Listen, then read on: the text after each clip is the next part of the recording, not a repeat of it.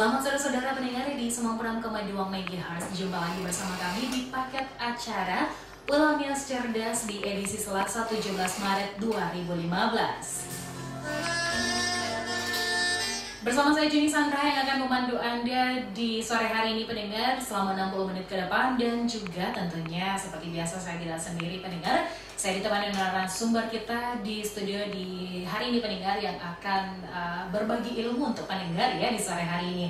Dan kami juga berharap pendengar di sore hari ini nantinya Anda dapat bergabung bersama kami menyampaikan berbagai pertanyaan Anda atas topik yang akan kita bahas di sore hari ini. Terlebih untuk adik-adik kami yang masih duduk di bangku SMA ya, sekolah, tentunya yang dulu di bangku kelas 12 ya, yang sebentar lagi akan mengikuti ujian nasional. Nah, ini sangat bermanfaat sekali untuk adik-adik karena yang kita bahas di sore hari ini adalah satu materi yang memang sering muncul pada saat ujian nasional. Jadi untuk adik-adik kami yang ada di rumah, yang ada di Kota Gunung Sitoli dan di seluruh Kepulauan Nias, dan untuk Anda juga yang mungkin mendengarkan kami melalui audio streaming atau area replay di sore hari ini, silahkan pendengar Anda dapat bergabung nantinya bersama kami dan mungkin ada suatu hal yang Anda tanyakan yang mungkin selama ini tidak Anda mengerti. Dengan adanya Ulamias Cerdas pendengar, segala pertanyaan Anda selama ini mudah-mudahan dapat terjawab di sore hari ini.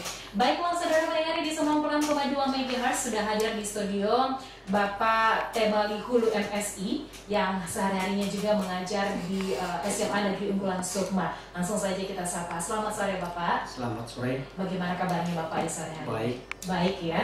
Dan semangat sekali ya untuk berbagi untuk pendengar di sore hari ini. Iya, demi putra-putri Nias. Demi putra-putri Nias. Baiklah. Baiklah Bapak, tadi setelah kita ngomong-ngomong ya Pak, kalau sore hari ini kita membahas tentang hidrolisa garam, yaitu mata pelajaran kimia ya Pak ya. Betul, betul. Nah, hidrolisa garam, saya sendiri sih Pak kurang mengerti apa sih hidrolisa garam ini. Mungkin karena saya juga dulu jurusan IPS ya, jadi tidak tahu masalah hidrolisa garam ini. Namun mungkin dengan adanya Ulamias Cerdas bisa menjawab ya, apa sih hidrolisa garam ini. Nah, mungkin Bapak langsung saja bisa dipaparkan kepada pendengar di sore hari ini, apa sih itu hidrolisa garam? Baik, terima kasih. Selamat sore buat adik kami kelas 12 jurusan IPA dimanapun berada di Kepulauan Nias. Materi yang akan saya sampaikan pada sore hari ini adalah hidrolisa atau hidrolisis garam, di mana materi ini kalau kita lihat dari tahun ke tahun selalu muncul di UN dan UMPTN. Baik, hidrolisis garam. Pertama saya mulai dari pengertian hidrolisis garam. Hidrolisis garam adalah reaksi garam dengan pelarut air. Sekali lagi, hidrolisis garam adalah reaksi antara garam dengan pelarut air. Garam yang bisa mengalami hidrolisis, ciri khasnya adalah garam yang mengandung elektrolit lemah. Garam yang mengandung elektrolit lemah. Sehingga hidrolisis garam atau garam yang terhidrolisis ada 3 jenis. Yang pertama, garam yang berasal dari asam kuat dengan basa lemah. Yang kedua, garam yang berasal dari asam lemah dengan basa kuat. Dan yang ketiga, garam yang berasal dari asam lemah dengan basa lemah. Ketiga garam ini dapat bereaksi dengan air. Khusus yang berasal dari asam lemah dan basa lemah, kation dan anionnya akan bereaksi dengan air, sehingga garam ini sering disebut mengalami hidrolisis total. Sementara garam yang berasal dari asam lemah dengan basa kuat dan garam yang berasal dari asam kuat dan basa lemah mengalami hidrolisis sebagian atau hidrolisis parsial. Itu kira-kira pengertian hidrolisis. Iya, itu. Baiklah pendengar di 96,2 MHz masih bersama kami di Polonia Cerdas di sore hari ini, masih bersama saya Jenny Sandra dan bersama narasumber kita Bapak Temali Hulu yang akan pendengar lebih dalam lagi membahas tentang topik kita di sore hari ini. Baik Bapak, silakan Bapak dilanjutkan tentang pembahasan kita di sore hari ini. Baik, terima kasih. Seperti yang telah disampaikan sebelumnya, bahwa garam yang dapat mengalami hidrolisis ada 3 jenis. Yang pertama, garam yang berasal dari asam kuat, saya singkat di sini adalah AK, dengan basa lemah. Yang kedua, garam yang berasal dari asam lemah dengan basa kuat. Yang ketiga, garam yang berasal dari asam lemah dengan basa lemah. Nah, untuk lebih jelasnya, mari kita teliti satu persatu jenis garamnya. Kita mulai dari yang pertama, yaitu garam yang berasal dari asam kuat dengan basa lemah. Contohnya itu campuran asam klorida dengan amonia NH3. Jika misalnya 25 ml larutan HCl, ya, 25 ml larutan HCl 0,2 molar dicampur dengan 25 ml larutan amonia NH3 0,2 m, maka ini akan menghasilkan garam, yaitu garam amonium klorida, di mana asam dan basa keduanya habis bereaksi. Tetapi perlu saya ingatkan kembali, jika berandai banyaknya mol asam atau basa tidak sebanding dengan koefisien reaksi, maka kemungkinan salah satu diantaranya akan tersisa. Artinya di dalam larutan itu ada garam, ada yang lebih, apakah asam atau basa. Jika yang lebihnya adalah basa lemah, ada garamnya, maka itu pernah kita sebut dulu larutan penyangga atau buffer. Selanjutnya, pada soal di atas, misalnya 20 ml larutan HCl 0,2 molar dicampur dengan 20 ml larutan amonia 0,2 molar. Hitunglah pH larutan.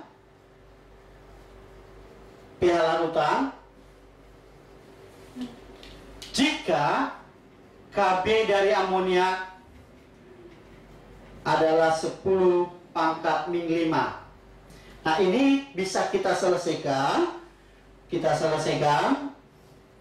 bahwa konsentrasi H positif sama dengan akar dari Kw per Kb kali konsentrasi anion kation, atau dalam hal ini adalah NH4 positif.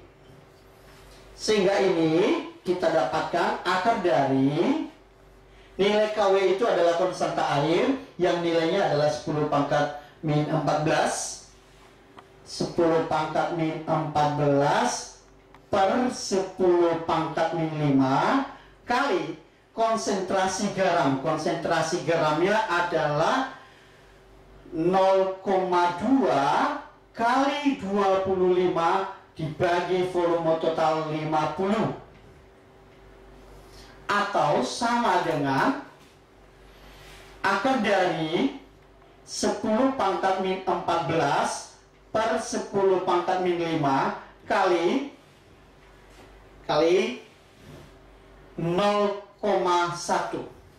Ini kita dapatkan sama dengan 10 akar dari 10 pangkat min 10, atau sama dengan 10 pangkat min 5. Sehingga pH larutan sama dengan min logaritma konsentrasi H positif, atau sama dengan min logaritma 10 pangkat min 5, kita dapat 5. Inilah pH larutan penyangga yang terbuat dari asam kuat dengan basa lemah. Yang kedua, untuk yang kedua atau bagian B, yaitu campuran dari asam lemah dengan basa kuat atau garam yang berasal dari asam lemah dengan basa kuat, maka larutan ini nanti akan bersifat basah, sehingga konsentrasi OH negatif sama dengan akar dari Kw per Ka kali konsentrasi anion yang berasal dari asam lemah. Sementara untuk garam yang berasal dari asam lemah dengan basa lemah, keasaman larutan ditentukan oleh Ka dan Kb atau konsentrasi H positif sama dengan akar dari Kw per Kb kali Ka. Itu rumusan perhitungan konsentrasi H positif dan OH negatif untuk jenis-jenis garam yang mengalami hidrolisis. Demikian materi tentang hidrolisa, baik menghitung konsentrasi H positifnya maupun menghitung konsentrasi OH negatifnya sampai kita menghitung derajat keasaman atau pH larutan. Iya, baik, terima kasih Bapak. Dan satu contoh soal baiklah pendengar di semua program Kopi 2 Minggular, sama masih bersama kami di Polonius Cerdas, dan sepertinya sudah banyak ya Pak pesan yang sudah masuk. Namun sebelum kita bacakan pesan dulu, sudah ada penelpon ini Bapak. Bagaimana kalau kita angkat dulu? Iya, halo, selamat sore Pak Rudi Telambanua dari Sawe. Selamat sore, Prof. Selamat sore Pak Rudi. Baik Pak Rudi, di sore hari ini pertanyaan apa Bapak yang ingin disampaikan kepada narasumber kita? Oke, saya mau coba bertanya. Selamat sore Pak narasumber. Selamat sore. Saya mau tanya ini Pak. Ya. Larutan asam direaksikan dengan larutan basa Pak akan membentuk senyawa garam. Kenapa ya? Nah, Bagaimana Pak Rudi? Halo Pak Rudi, bisa diulang? larutan asam direaksikan dengan larutan basa akan menimbulkan senyawa garam. Larutan asam, halo? Halo Pak. Disamakan dengan air. Apa kira-kira yang terjadi? Oke Pak, halo Pak Rudi, bisa dipelankan lagi penyampaiannya Pak Rudi karena tidak. Iya, silakan Pak Rudi dipelankan lagi, diulang dari awal Pak Rudi, bisa Pak Rudi ya? Oke. Larutan asam direaksikan dengan larutan basa. Larutan asam Senyawa garam. Ya. dilarutkan dengan Larutan asam dengan basa pasti bereaksi menghasilkan Dilarutkan dengan air. Apa kira-kira yang terjadi? larutan garam dilarutkan ke dalam air. Nah, kemudian pertanyaan saya yang kedua, garam yang bersifat netral dari asam kuat dan basa kuat tidak terjadi hidrolisis.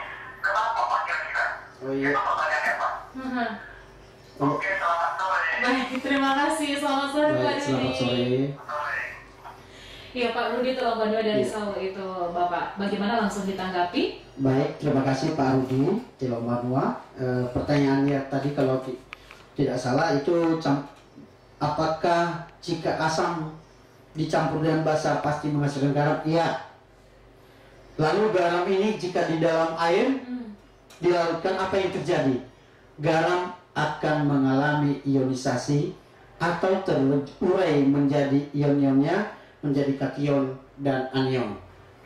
Jadi kation itu adalah ion positif, anion itu adalah ion negatif. Berikutnya pertanyaan kedua, jika garam yang berasal dari asam kuat dengan basa kuat tadi, mengapa tidak mengalami hidrolisis? Nah, asam kuat dengan basa kuat garam yang berasal dari asam kuat dan basa kuat tidak mengalami hidrolisis.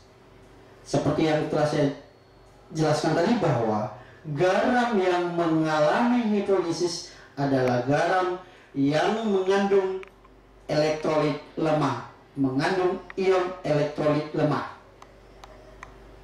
Jadi, garam yang berasal dari asam kuat dengan basa kuat tidak akan mengalami hidrolisis karena ion-ionnya adalah ion elektrolit kuat.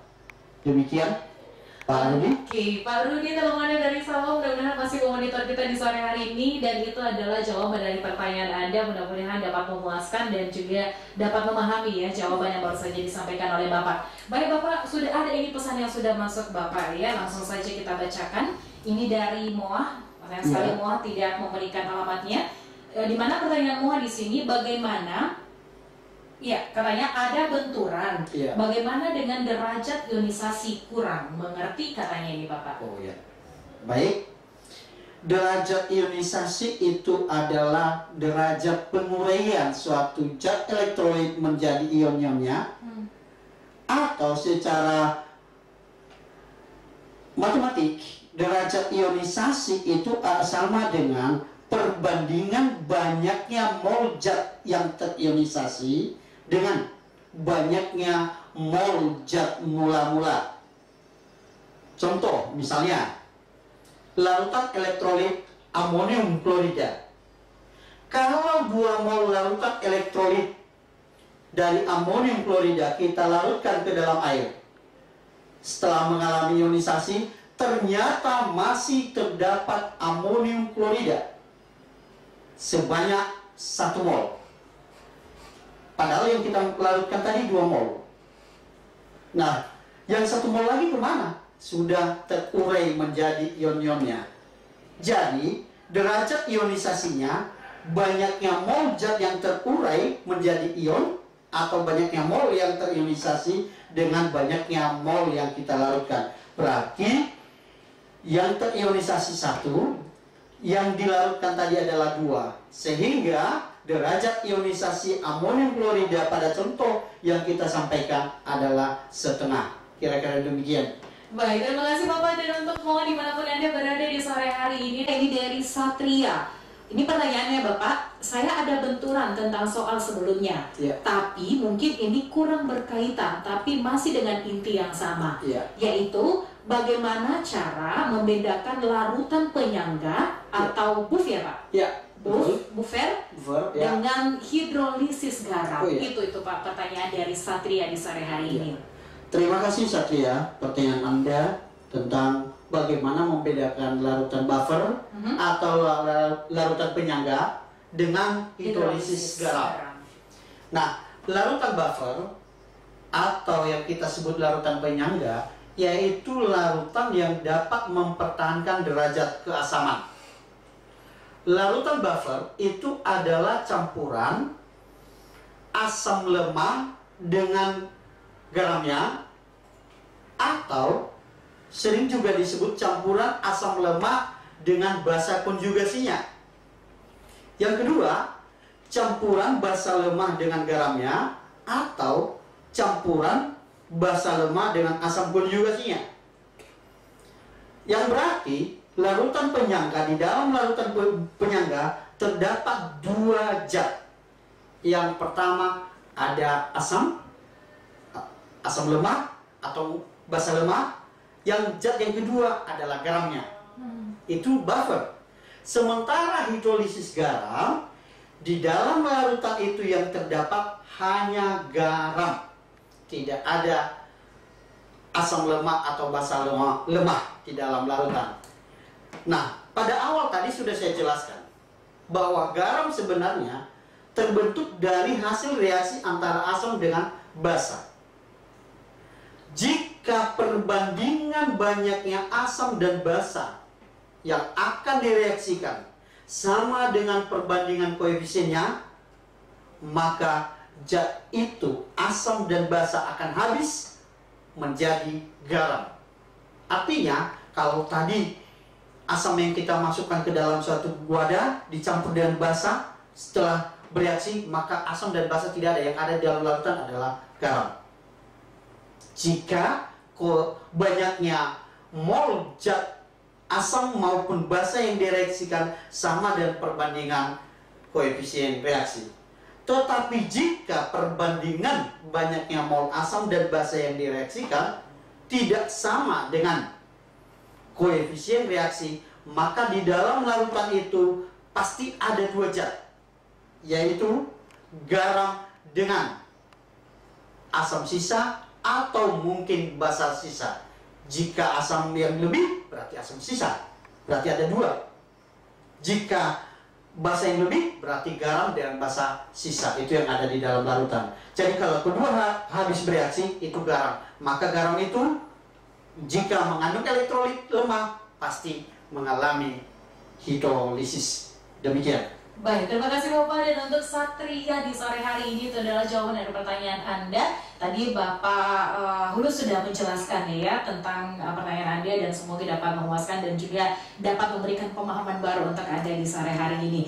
Nah, untuk Anda juga yang mungkin masih terus juga mempunyai pertanyaan dan masih bertanya-tanya tentang topik kita di sore hari ini, jangan sia-siakan kesempatan ini pendengar. Mumpung ada kesempatan, silakan Anda memberikan pertanyaan Anda sampaikan pertanyaan Anda yang mungkin masih terbesit di pikiran Anda pada saat ini. Baiklah saudara pendengar, kami nantikan Anda kembali di nomor 085306390225. Tetaplah bersama dengan kami. Kayaknya semakin bersemangat ya di sore hari ini dengan pertanyaan-pertanyaan yang sudah masuk juga, dan kami berharap di sore hari ini pendengar Anda tetap bersemangat ya untuk terus bersama dengan kami di 96,2 MHz. Baik Bapak, kita lanjut lagi dengan pesan-pesan yang sudah masuk. Ini siswa-siswi Bapak dari SMA Negeri Umpulan Sukma ini Bapak. Pak, kami Friendly dan Justiman kelas 11 IPA 2 di SMA Negeri Umpulan Sukma Nias. Ini Bapak dengan pertanyaannya, berapa pH larutan dalam kurung NH4 tutup kurung 2SO4 0,5 M dengan KB NH3 1,80 kali 10 pangkat min 5. Bagaimana Bapak? Langsung saja ditanggapi. Baik, terima kasih Justiman dan Freddy atas pertanyaannya, yaitu menanyakan pH larutan dari amonium sulfat 0,5 M tadi, Bu, atau 0,05?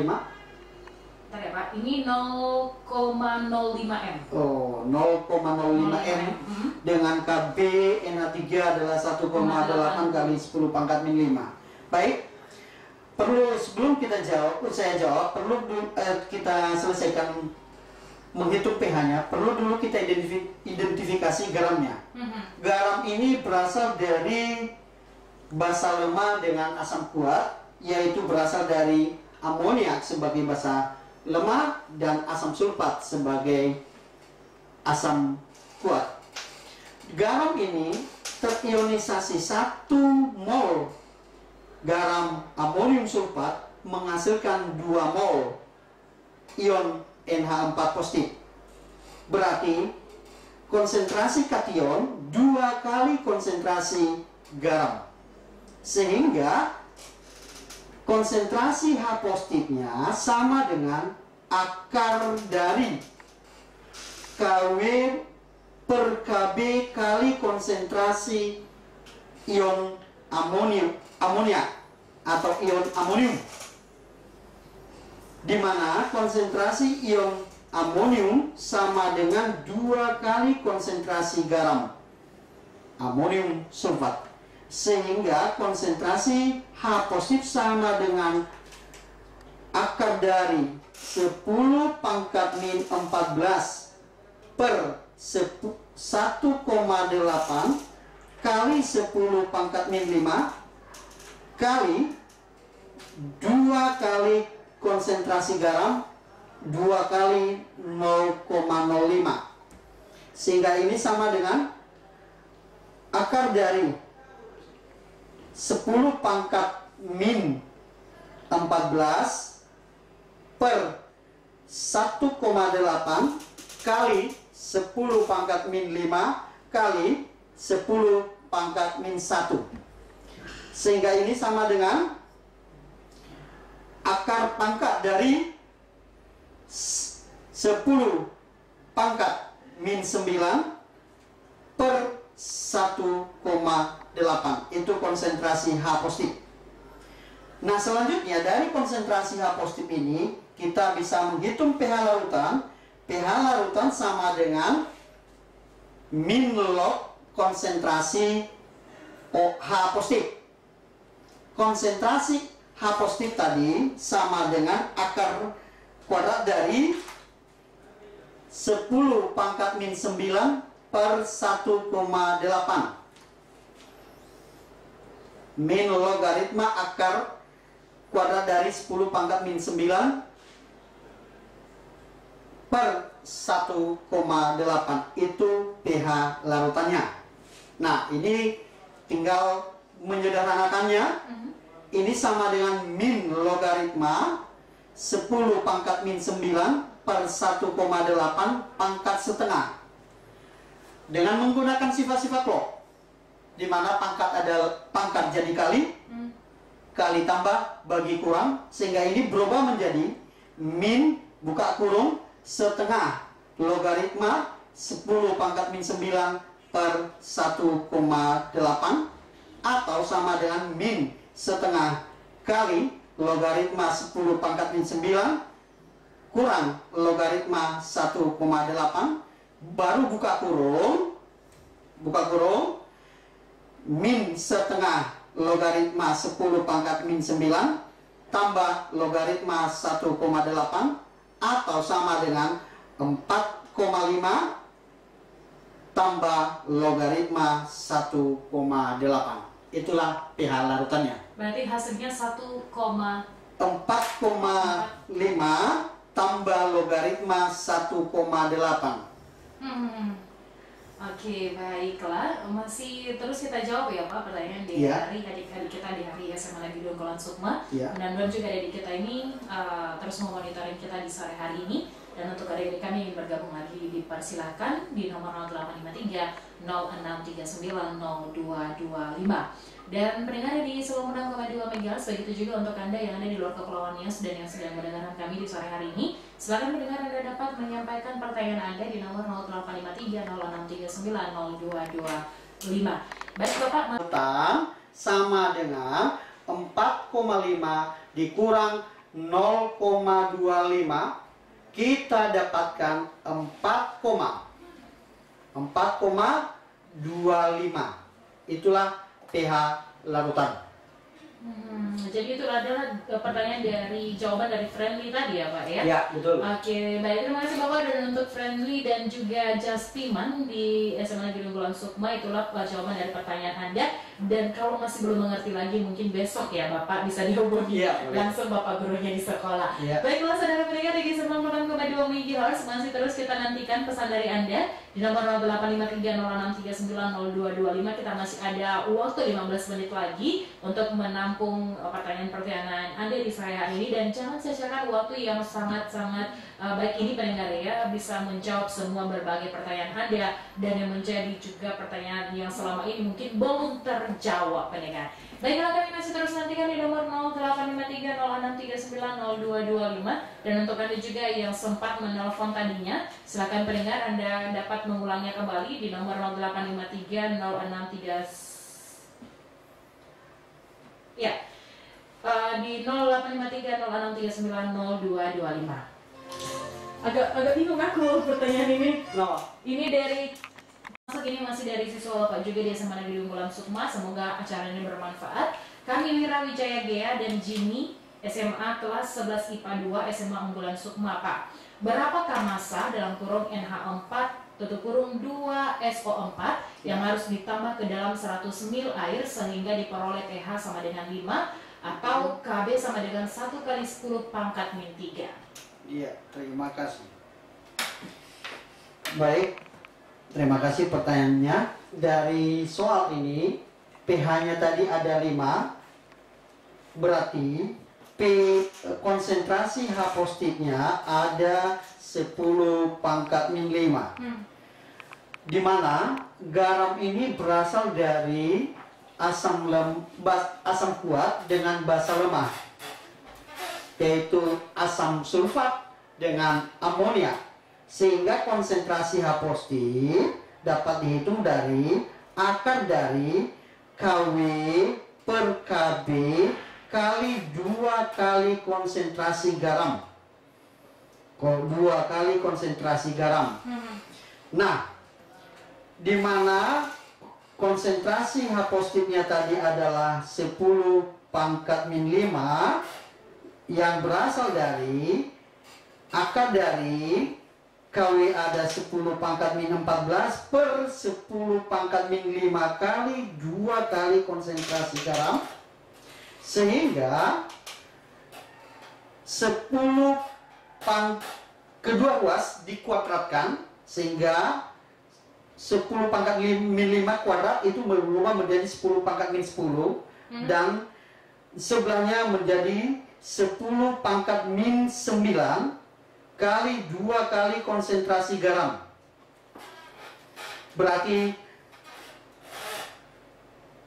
konsentrasi garam sama dengan 10 pangkat min 10 dibagi 10 pangkat min 9 bagi 2, atau sama dengan setengah kali 10 pangkat min 1, atau ini 0,5 kali 10 pangkat min 2 molar atau mol per liter. 5 kali 10 pangkat min 2 mol per liter. Volume pelarut ada 100 ml. Berarti untuk menghitung massa terlebih dahulu kita hitung molnya. Mol dari N dari NH4 2 kali sulfat sama dengan molaritasnya dikali volume. Molaritasnya tadi 5 kali 10 pangkat min 2 kali yang 100 ml itu adalah 0,1 liter atau 10 pangkat min 1 liter, sehingga mol dari amonium sulfat adalah 5 kali 10 pangkat min 3. Itu mol amonium sulfat. Lalu yang ditanyakan si Wira tadi adalah massa. Massa amonium sulfat sama dengan mol amonium sulfat dikali mR asam sulfat atau massa molekul relatif amonium sulfat. Yaitu mR dari amonium sulfat, yaitu kalau massa atom relatif N adalah 14, H adalah 1, berarti ini 18 kali 2 36, tambah massa atom relatif S 32 menjadi 68, tambah 64 massa atom dari O 4O, 4 kali 16 64, berarti ini ada 132. Berarti 5 kali 132 kali 10 pangkat min 3. Itulah massa dari amonium sulfat. Sekali lagi, massa amonium sulfat yang harus dilarutkan agar pH-nya 5, yaitu 5 kali 132 kali 10 pangkat min 3 gram. Demikian. Oke, baik, terima kasih Bapak. Dan untuk adik kami Jimmy ya, yang ada di Unggulan Sukma, dan juga tadi beberapa rekannya yang sudah bergabung bersama kita, ada Wira Wijaya ya, dan Jimmy, terima kasih sudah bergabung. Dan kita lanjut lagi Bapak, kita harus memburu waktu ini, karena waktu juga memisahkan kita akan lanjut lagi ke pertanyaan berikutnya. Ini dari Buala Sebuah, namun sayangkali Pak Buala tidak mencantumkan namanya, di mana Pak Buala memberikan pertanyaan ini Bapak, ini diketahui 100 ml NaOH, natrium hidroksida. Iya, 1,8 M ditambah 100 ml CH3COOH, 1,8 M ditetesi Ni atau OH2 sampai jenuh. Kalau KW sama dengan 10 pangkat min 14 dan Ka sama dengan 10 pangkat min 5, KSP sama dengan 1,8 kali 10 pangkat min 14, maka N2 plus pada saat tepat jenuh berapa? Iya, baik. Nah, dari campuran basi garamnya ada 0,9 M. Sehingga dari garam ini yang mengalami hidrolisis, kita dapatkan konsentrasi OH- sama dengan KW per Ka kali konsentrasi garam, atau sama dengan 10 pangkat min 14 per 10 pangkat min 5. 10 pangkat min 5 itu nilai Ka dikali konsentrasi garam. Konsentrasi garam atau anionnya atau ion asetatnya adalah 0,9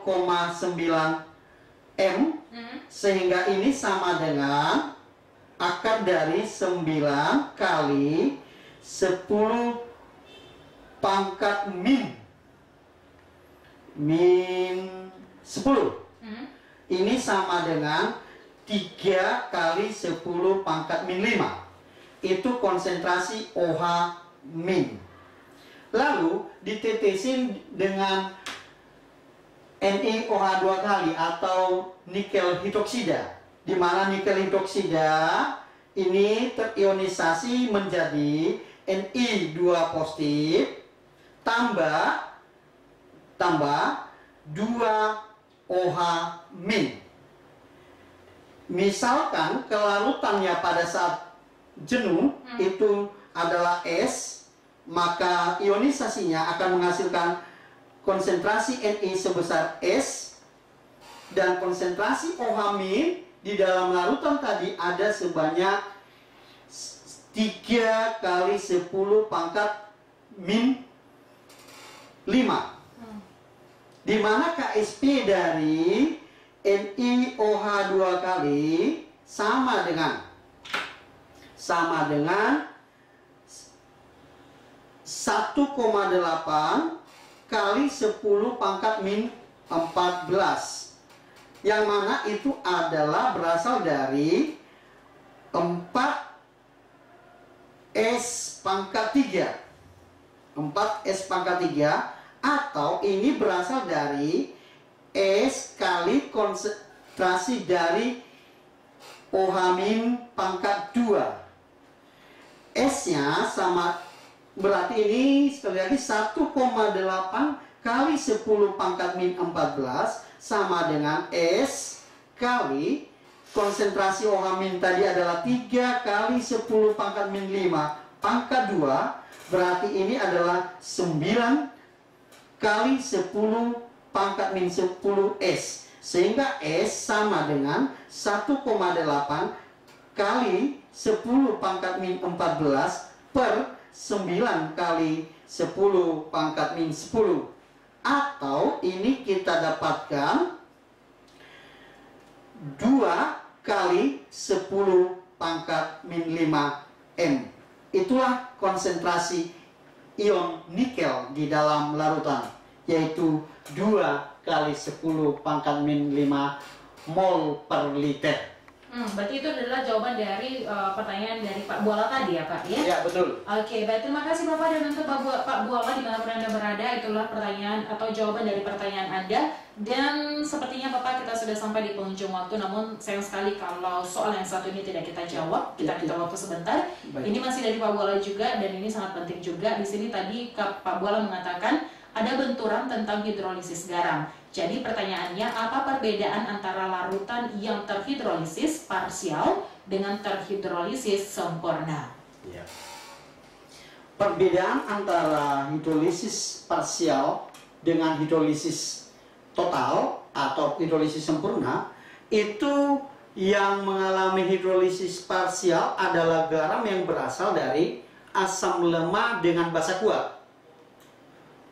Yang kedua, yang mengalami hidrolisis parsial yaitu garam yang berasal dari asam kuat dengan basa lemah. Berarti salah satu diantaranya apakah asam atau basa yang lemah. Sedangkan yang hidrolisis total itu berasal dari asam lemah dengan basa lemah.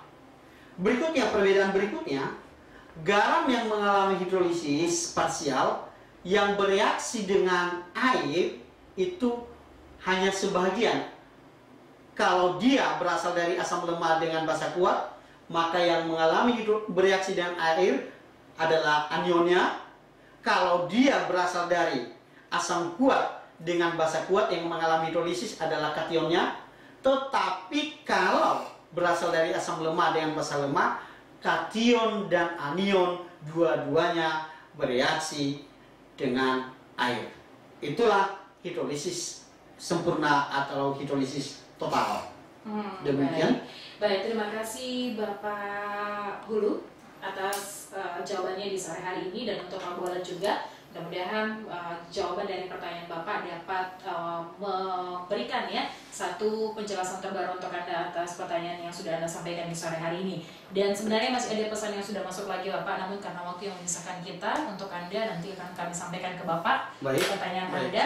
Dan terima kasih untuk Anda pendengar yang sudah bergabung bersama kami di sore hari ini, dan kami berharap mudah-mudahan topik kita di sore hari ini dapat memberikan satu manfaat yang berarti untuk Anda, terutama untuk adik-adik kami yang masih duduk di bangku kelas 12 yang sebentar lagi akan menghadapi ujian nasional. Mungkin Bapak, sebelum kita berpisah, ada sesuatu hal yang ingin Bapak sampaikan kepada adik-adik kita atau kepada pendengar kita di seluruh kepulauan di sore hari ini. Silakan Bapak. Baik, terima kasih kepada seluruh pendengar kami dimanapun berada. Kami sebagai narasumber berterima kasih atas partisipasi bergabung dengan kami.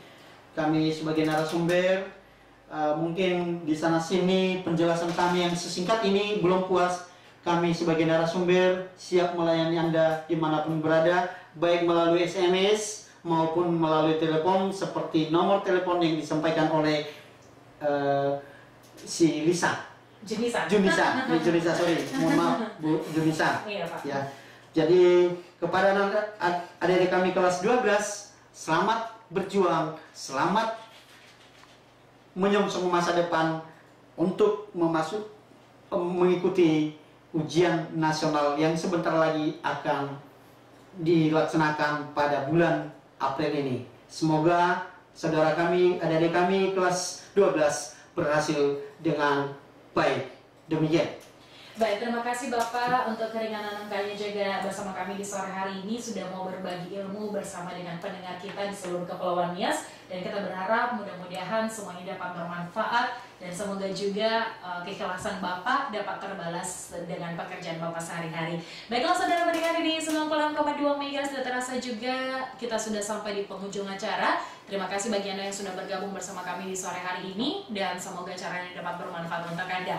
Saya Junisa Raha yang telah menemani Anda, dan bersama narasumber dan juga adik kami Freddy yang sudah bergabung bersama kami di sore hari ini mengucapkan terima kasih atas kebersamaan Anda. Selamat sore dan ya aho.